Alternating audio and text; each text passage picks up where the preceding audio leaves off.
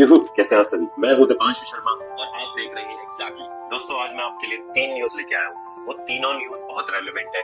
ये news financial world साथ ही साथ यूएस पॉलिटिक्स के ऊपर रहेगी, तो पूरी वीडियो को देखिएगा ताकि आपको अवेयरनेस रहे कि वर्ल्ड में हो क्या रहा है एंड उसके अकॉर्डिंगली आप अपने आप को हमेशा प्रिपेयर रख सकें। So let's start with the first video. तो दोस्तों, इलॉन मस्क ने फाइनली वॉशिंगटन पॉलिटिक्स को बाय बाय कह दिया है। वापस टेस्ला के सीईओ का रोल ले लिया है। वो वापस फुल टाइम आ गए हैं एज अ सीईओ। लेकिन सवाल ये है, क्या उनका वापस आना टेस्ला के लिए इनफ होगा? क्या डैमेज जो हो चुका है, क्या उसको रिवर्स किया जा सकता है? चलिए आज के वीडियो में हम इस पर बात करते हैं। इलॉन मस्क ने यूएस गवर्नमेंट के department of government efficiency DOGE में काम करते हुए काफी कंट्रोवर्शियल डिसीजन लिए, जिनका टेस्ला पर नेगेटिव इम्पैक्ट पड़ा। उनके पॉलिटिक एफिलिएशंस और स्टेटमेंट ने टेस्ला की इमेज को हर्ट कर दिया, स्पेशली लिबरल कंज्यूमर्स के बीच।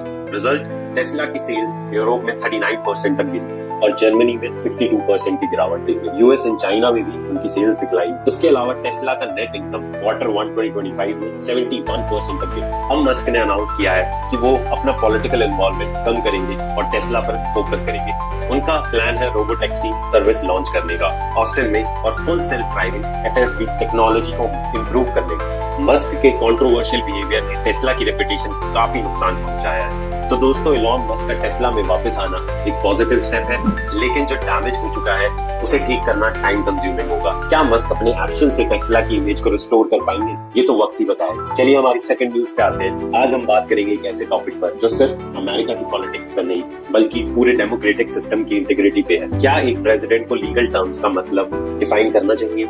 क्या ये जुडिशरी के डोमेन में इंटरफेरेंस नहीं? चलिए समझते हैं इस कॉम्प्लेक्स इशू को। मई 28 को एक अमेरिकन कोर्ट ने डोनाल्ड ट्रंप लगाए गए कई टैरिफ को स्ट्राइक डाउन कर दिया। कोर्ट ने कहा कि ये टैरिफ लीगल ग्राउंड्स पे गलत थे और उनका एक रीजन था लिंग्विस्टिक इंटरप्रिटेशन। ट्रंप एडमिनिस्ट्रेशन ने कुछ लीगल टर्म्स को अपने हिसाब से मतलब निकाला जो कोर्ट को एक्सेप्टेबल नहीं लगा। ये केस एक बड़ा सवाल उठाता है, क्या प्रेसिडेंट को लीगल टर्म्स का मतलब डिफाइन करना चाहिए या ये काम जुडिशरी का है? अगर एग्जीक्यूटिव ब्रांच मतलब अपने हिसाब से लॉज का इंटरप्रिटेशन करे तो चेक्स एंड बैलेंसेस का सिस्टम कैसे काम करेगा? अमेरिका में सेपरेशन ऑफ पावर का कॉन्सेप्ट है जो कि भारत में भी है। सेपरेशन ऑफ पावर्स का मतलब जो काम तुम्हारा है वो करो, दूसरों के काम में टांग मत अड़ाओ। और जुडिशरी वॉचडॉग एजेंसी होती है सेपरेशन ऑफ पावर को मेंटेन करने। लेजिस्लेटिव, एग्जीक्यूटिव और जुडिशरी अलग अलग काम करते हैं। अगर प्रेसिडेंट जुडिशरी के काम में इंटरफेयर करेगा तो ये कॉन्स्टिट्यूशनल क्राइसिस क्रिएट कर सकता है। इस केस में कोर्ट ने क्लियरली कहा कि लीगल टर्म्स का इंटरप्रिटेशन जुडिशरी का काम है, ना कि एग्जीक्यूटिव का। ये डिसीजन एक स्ट्रॉन्ग मैसेज है कि किसी भी डेमोक्रेसी में लॉ का इंटरप्रिटेशन इम्पार्शियल होना चाहिए, ना कि पॉलिटिकल मोटिव से ड्रिवन। तो दोस्तों, ये केस हमें ये सिखाता है कि डेमोक्रेसी में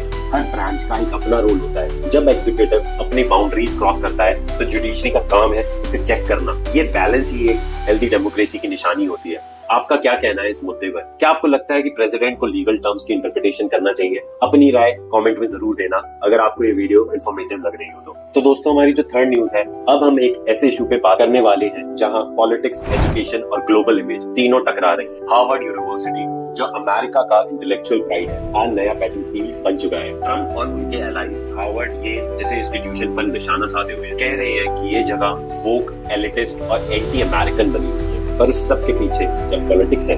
और क्या ये सिर्फ हार्वर्ड का मैटर है या पूरे अमेरिका के सॉफ्ट पावर का सवाल नहीं? तो शुरुआत होती है डोनाल्ड ट्रंप के रीसेंट कमेंट्स में, जहां उन्होंने कहा कि हार्वर्ड और टॉप यूनिवर्सिटीज अमेरिकन वैल्यूज से दूर जा चुकी है। जेडी वैंस जैसे सेनेटर्स भी ऐसे सेंटिमेंट्स को एम्पलीफाई कर रहे हैं। ये लोग यूनिवर्सिटी को एक्यूज करते हैं कि वो लिबरल लेफ्ट विंग एजेंडा को प्रमोट करती है, जहां कॉमन अमेरिकन की आवाज दब जाती है। उनका कहना है कि ये एलीट क्लास का इंटेलेक्चुअल बबल है जो देश से जुड़ा नहीं। इस पॉलिटिकल नैरेटिव का रिजल्ट ये हो रहा है कि अमेरिका का बेस्ट इंस्टीट्यूशन जो ग्लोबली एडमायर्ड होता था, अब एक डोमेस्टिक पॉलिटिकल टारगेट बन चुका है। अगर जरा ग्लोबल पर्सपेक्टिव से देखें, जब हार्वर्ड जैसे इंस्टीट्यूशन को अपने ही लीडर्स अंडरमाइन कर रहे हैं तो दुनिया भर में यूएस की क्रेडिबिलिटी बढ़ेगी। और वहीं दूसरी तरफ चाइना अपनी यूनिवर्सिटी जैसे शिंगवा और पर्किंग यूनिवर्सिटी को ग्लोबल रैंकिंग्स में पुश कर रहे हैं। चाइना का फोकस है अपने साइंटिस्ट को नोबेल लेवल रिसर्च में लगाना। नेचर और ब्लूमबर्ग जैसे जर्नल्स में चाइनीज ऑथरशिप बढ़ रहा है ताकि वो ग्लोबल सॉफ्ट पावर का किंग बन सके। एक और इंटरेस्टिंग पॉइंट है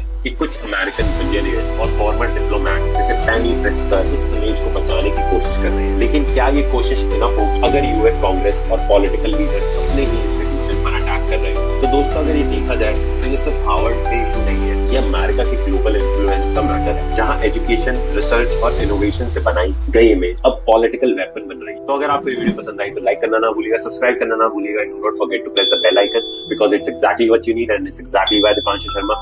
थैंक यू एंड जय हिंद।